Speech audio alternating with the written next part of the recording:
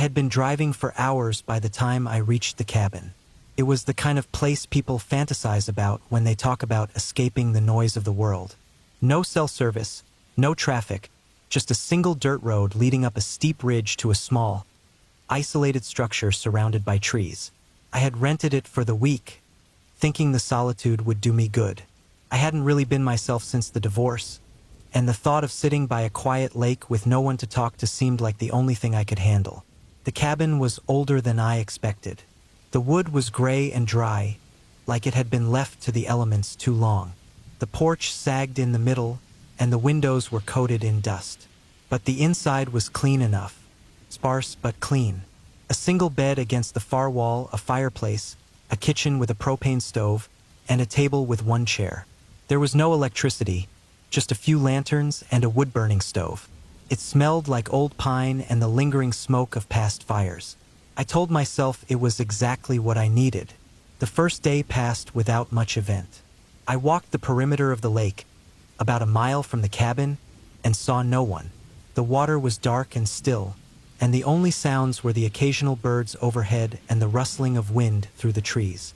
I had brought enough food to last the week, but I still set up my fishing rod on the shore, just to pass the time. Felt good to be alone, away from everything. The second day, I started noticing little things. Nothing I could put my finger on at first, just a feeling. The woods had that strange silence, like they were listening. The air felt heavier than it should. I told myself I was just adjusting to the quiet after years of city noise, but by the afternoon, I had the distinct sensation of being watched. I told myself it was nonsense. Paranoia. I had spent too much time online reading about missing hikers and strange disappearances, and it was messing with my head. I forced myself to sit on the porch that night, drinking a beer and listening to the night sounds. Then I saw it. A single footprint in the dirt near the tree-line. It was fresh. My stomach tightened as I walked over to it. It wasn't mine. It was larger, wider, like a boot print. I hadn't seen another soul since I arrived. My truck was the only vehicle I'd passed on the way in. I looked around, scanning the dark woods, but saw nothing. The trees stood still, unmoving in the windless night. I told myself it could have been old, that maybe someone had been up here before me, but I didn't like the way the dirt crumbled at the edges of the print. That night, I didn't sleep well. I kept hearing noises outside, twigs snapping, something moving around. Once, I could have sworn I heard breathing just outside the window. Deep, slow breaths. But when I sat up, straining to listen, everything was quiet again. The next morning, I found another footprint. Closer this time. I spent the day on edge, moving around the cabin, checking the trees, looking for any sign that someone was out there. I saw nothing. By evening, I had convinced myself it was just my imagination running wild. I built a fire, cooked some food, and tried to settle in. But I couldn't shake the feeling that someone was out there, watching. That night, I woke up to the sound of footsteps on the porch. I froze. The floorboards creaked under slow, deliberate weight. Someone was out there, standing just feet from where I lay. My hunting knife was on the table, too far to reach without making noise. I lay still, barely breathing. The footsteps stopped. Then, a soft, deliberate knock at the door. I stayed silent. My mind raced. No one was supposed to be up here. No one knew I was here. The knock came again, harder this time. Then silence. I didn't sleep the rest of the night. By morning, I found what I expected. More footprints, leading from the woods to the porch. Whoever it was had stood there for a long time. I packed my things. I told myself I was being paranoid, but my gut told me to go. As I loaded up my truck, I saw something that made my stomach turn. Near the trees, carved into one of the trunks, were the words, "I see you." I didn't look back as I drove away. I don't know who was out there or what they wanted, but I wasn't going to wait to find out.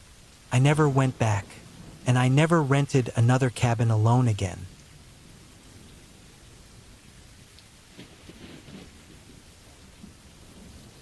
It was late September, and I had taken a solo trip up to the mountains in northern Idaho, about 30 miles outside of Sandpoint.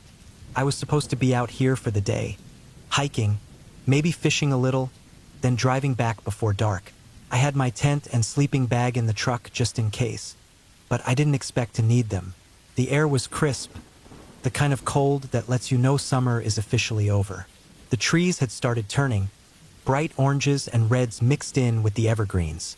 I parked my truck on an old logging road and started hiking. The plan was simple.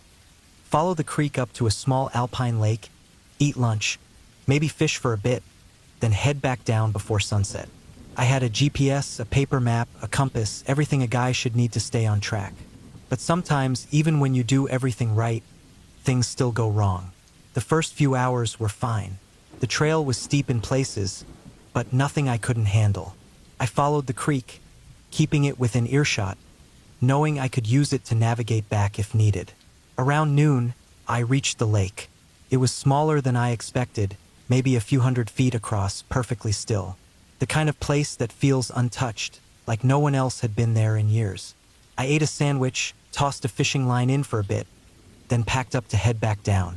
That's when I realized I had lost my bearings. I wasn't worried at first. I had my GPS, but when I pulled it out, the screen was cracked, completely unresponsive. I must have knocked it against a rock without realizing it. No big deal, I had my map and compass.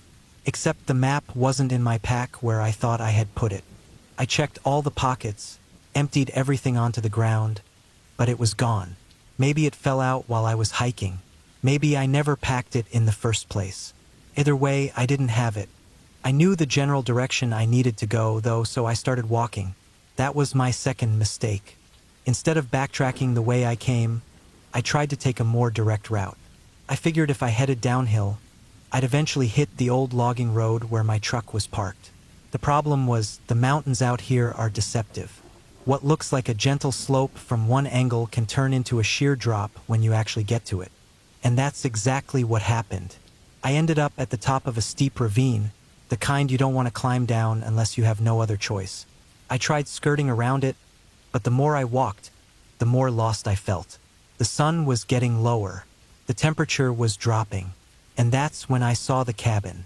It wasn't on my map, at least I didn't remember seeing anything marked in this area. But there it was, tucked between the trees, set back just enough that you wouldn't notice it unless you were looking for it. It was old, maybe a hunting cabin or a trapper's shack, made of dark, weathered wood. The roof sagged a little, but it looked intact. The windows were covered with wooden slats, nailed in place. The door was shut. I didn't want to stay the night, but I also didn't want to be wandering around in the dark. So I walked up to it. The door wasn't locked. Creaked open with a sound that set my nerves on edge. Inside, it was exactly what you'd expect. A single room, a small wood stove in the corner, a table, a chair, and a cot with a thin, stained mattress. There were old cans on a shelf, rusted at the edges, and a pile of wood stacked neatly against the wall. Someone had used this place before. Maybe they still did. I told myself I'd just stay until morning, then hike out with daylight. I set my pack down, checked for any signs of recent activity, but the place seemed abandoned. The air was musty, but not unbearable. I lit a fire in the stove, using some of the wood, and settled in for the night. It was around midnight when I heard it. A single footstep outside. I held my breath, listened. Another step, slow, deliberate. Someone was out there. I reached for my knife, the only real weapon I had. The footsteps stopped right outside the door. Then, nothing. Just silence. I waited, heart pounding, straining to hear anything over the sound of my own breathing. Then the doorknob turned. Not fast. Not like someone trying to break in. Just slow, testing, like they wanted to see if it was locked. I hadn't locked it. I was an idiot for not locking it. I lunged for the door, slamming my shoulder against it just as it started to open. Whoever was on the other side didn't push back. They didn't try to force their way in. They just stood there. Minutes passed. I didn't move. I barely breathed. Eventually, I heard footsteps again, moving away this time. Slow, careful.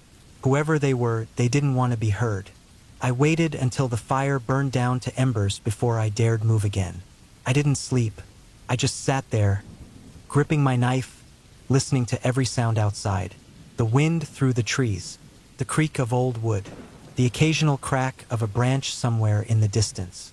I don't know what time it was when I finally heard the footsteps again.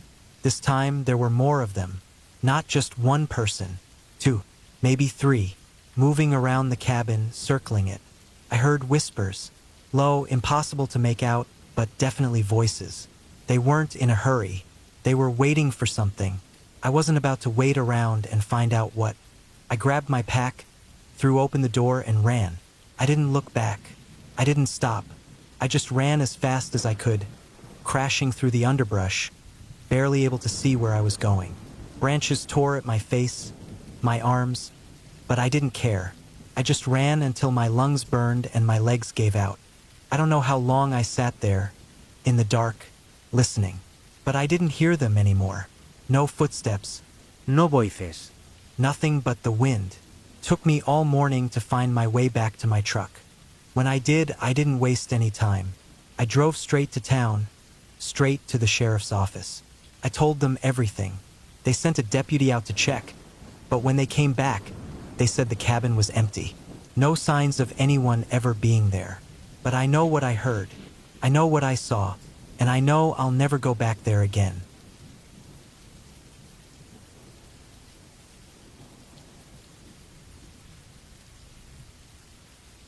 I had been looking forward to the trip for weeks. It was early October, and the trees were already turning gold and red.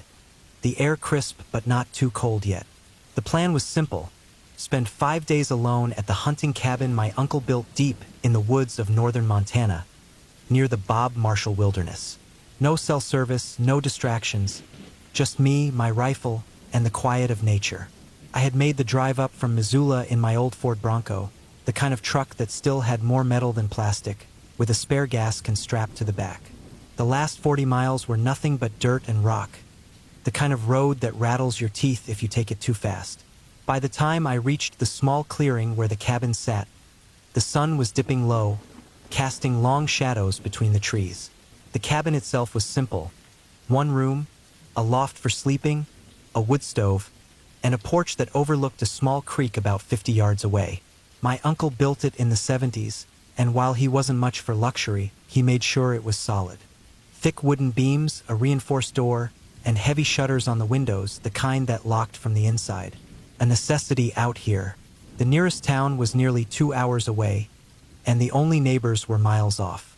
It was exactly the kind of solitude I had been craving.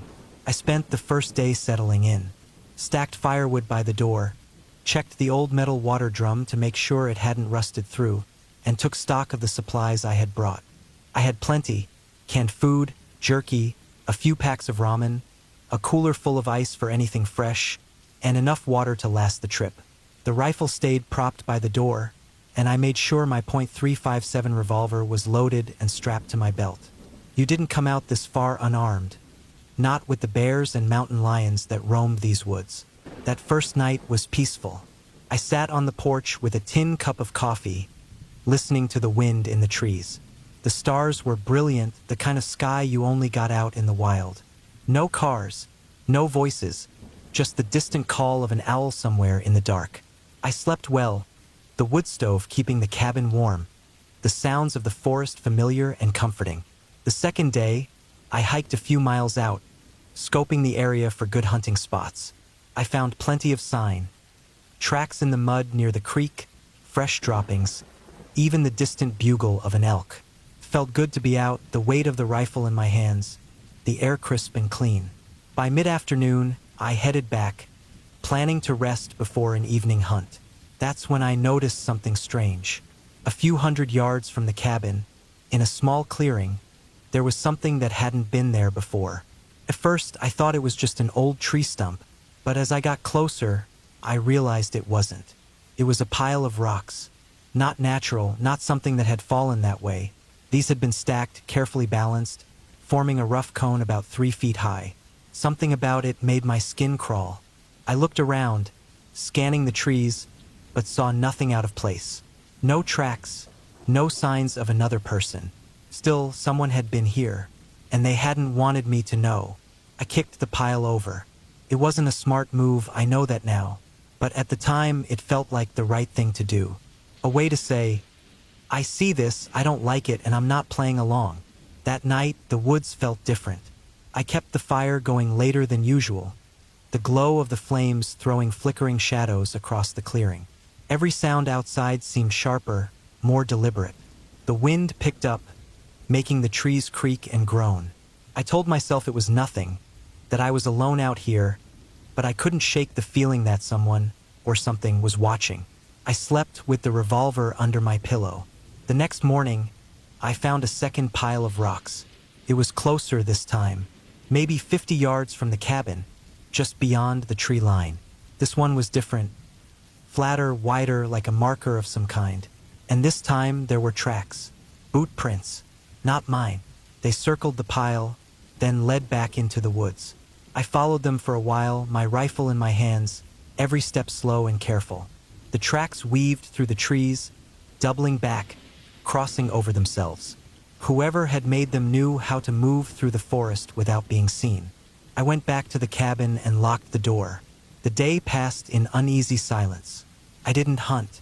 I didn't leave the clearing. I sat on the porch with my rifle across my lap, eyes scanning the trees. Nothing moved, but I could feel it. The weight of something unseen, just beyond the edges of my vision. That night, I heard the footsteps. Soft at first, barely more than the rustle of leaves. Then closer, deliberate. Something moving just outside the ring of firelight. I didn't move. I didn't call out. I just sat there, heart pounding, gripping the rifle so tight my fingers ached. Then silence. It stayed that way for hours. I didn't sleep. I kept the fire high, the revolver in my hand, listening, waiting. First light, I packed. I wasn't staying another night. Whatever was out there, it wasn't an animal. And it wasn't friendly. I loaded up the Bronco, keeping the rifle slung over my shoulder, eyes never leaving the trees. The drive out was slow, the road rough, but I didn't stop. Not until I hit pavement. I never told my uncle what happened. Never told anyone. But I never went back. And sometimes, in the quiet hours of the night, I think about that second pile of rocks. And I wonder how close the third one would have been.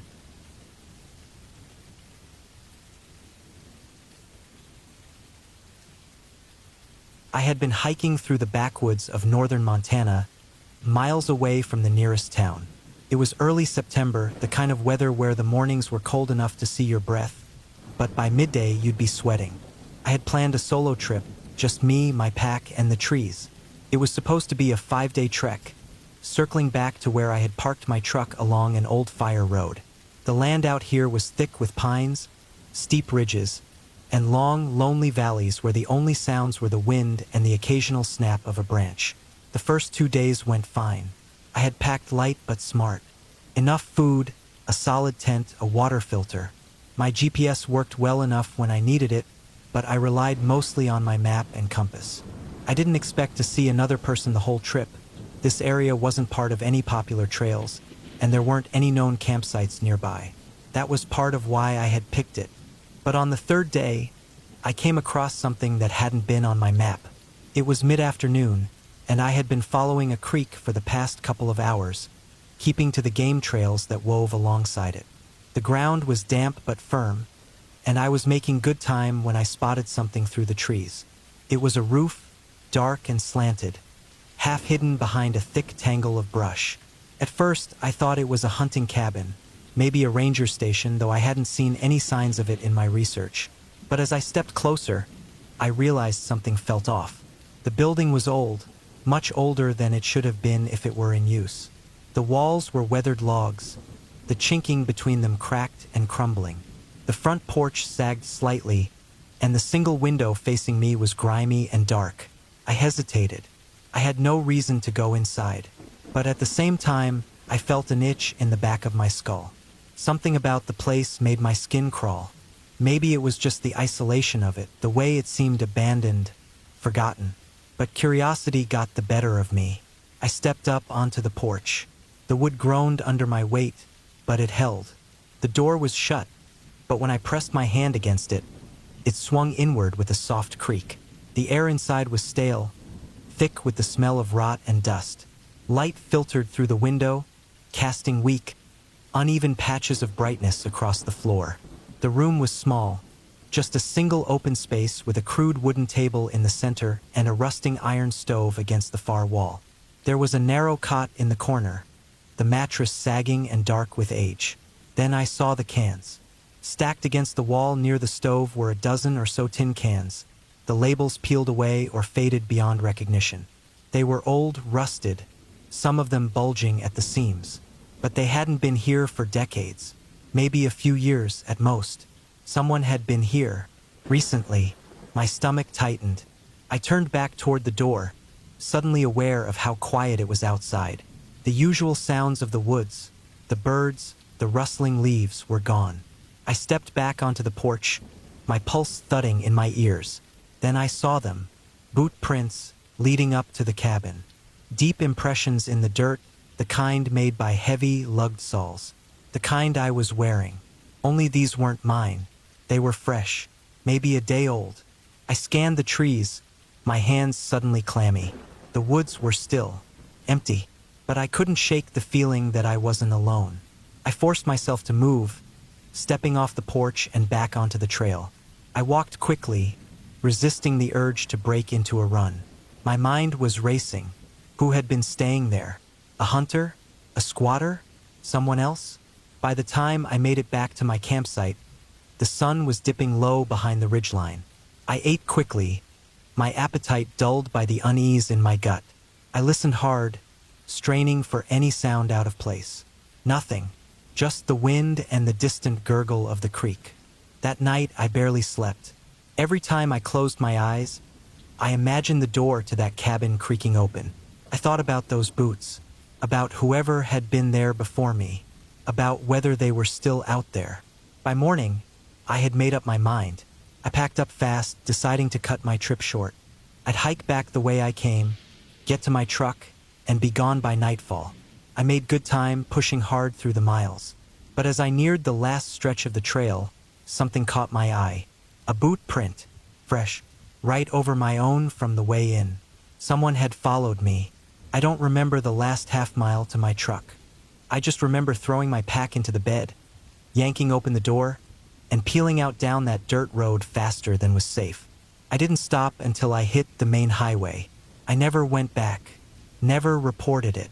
There was nothing to report, really, just a cabin, some cans, some boot prints. But even now, years later, I still dream about it. The quiet, the feeling of being watched, the fresh tracks over mine. Someone had been out there, and for at least one night they had been following me.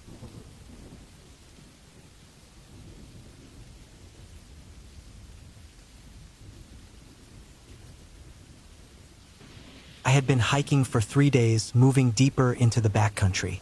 I had my tent, supplies, and enough food to last a week, but I still preferred fishing and foraging to stretch what I had. The river near my camp was good for trout, and I had a small fire pit where I cooked each night, listening to the quiet of the forest. On the third afternoon, while following a game trail along a ridgeline, I spotted the roof of a cabin through the trees. It was old, weathered, and barely visible from the trail. I almost walked past it before deciding to check it out. The clearing around it had once been maintained but had long since been reclaimed by nature. Tall grass and saplings crowded against the structure. The wood was gray with age, and the windows were covered with thick grime. The door stood slightly ajar, revealing darkness inside. I hesitated. There was something about an abandoned building in the middle of nowhere that felt inherently wrong. I'd run across old cabins before, places hunters or trappers once used, but something about this one unsettled me. Maybe it was how quiet it was around it. The wind barely moved, and the usual sound of birds and insects was absent. I took a few cautious steps up the porch. The wood creaked under my weight. Peering inside, I saw a single room with a crude wooden table, a rusted stove, and a small cot pushed against the far wall. Empty shelves lined one side, and there was a smell, stale and earthy, like wet wood and decay. I didn't stay long. The place felt off. I backed away and left, telling myself I was being paranoid. That night, Back at my camp, I couldn't shake the feeling the cabin gave me. It wasn't fear exactly, just an unease that clung to me. I listened to the forest, waiting for the usual nighttime sounds, but the silence around my tent felt too heavy. The next morning, I planned to move further down the valley, away from the cabin. I packed up my gear, but as I started walking, I noticed something that stopped me cold: boot prints in the dirt near my fire pit. I hadn't seen another person since I started this trip. The prints weren't mine. They were slightly larger, and the tread was different. They circled my camp, stopping near my tent before disappearing into the woods. I stood still for a long time, listening. Nothing. I considered my options. The smart thing would be to leave, hike back to my truck, and call it a failed trip. But part of me resisted. I was armed, I had enough supplies, and I'd spent years in the wilderness without issue. Maybe it was just another hiker who'd passed through. Maybe they were curious about my camp. Still, I couldn't ignore the way my gut twisted. I changed plans. Instead of moving further into the backcountry, I decided to loop back toward the river and stick to the main trail. It would take longer to get out, but I'd be in familiar territory. By mid-afternoon, I had put miles between myself and my last campsite. I felt better, even foolish for worrying. Then, as I crested a hill, I saw something that made my stomach drop. The cabin. Shouldn't have been there. I had been moving south, away from it, yet there it was, sitting in a clearing like it had been waiting for me. I stood frozen, heart pounding. My first thought was that I had somehow gotten turned around. But I had a map, a compass. I knew exactly where I had been heading. And yet, here I was. The door was open wider than before. I backed away, forcing myself to stay calm. I turned and hiked in the opposite direction, moving fast, not stopping. The sun dipped lower, and I pushed myself harder, needing to be as far away as possible before dark. As night fell, I found a new campsite near the river. I set up my tent quickly, barely taking time to eat. My body ached from the pace I had kept, but I didn't care. I just needed to rest, to reset my head. Sometime in the night, I woke up. There was movement outside my tent. Slow, deliberate steps. I held my breath, listening. My rifle was within reach, but I didn't move. The footsteps circled my tent, pausing every few steps. Then a long, slow drag of something against the fabric. I gripped the rifle, heart hammering. I wanted to yell, to throw open the tent and face whatever was out there. But I stayed frozen. The sounds stopped. Silence stretched. I don't know how long I waited, but eventually, exhaustion won. I drifted into a restless sleep. The first light, I tore down camp. I didn't eat, didn't even check for tracks. I just started walking. The feeling of being watched never left me. Every step, I expected to hear those footsteps again, but the woods were eerily quiet. Took me all day, but I made it back to my truck. The relief was overwhelming. I threw my gear into the cab and locked the doors. I was done with this trip. As I pulled onto the dirt road, I glanced in my rearview mirror. Through the trees, barely visible, stood a figure. Too far to see details, but close enough that I knew they were watching. I didn't stop, didn't even slow down. I drove until I hit the highway, until the wilderness was far behind me. I haven't been back since, and I don't think I ever will.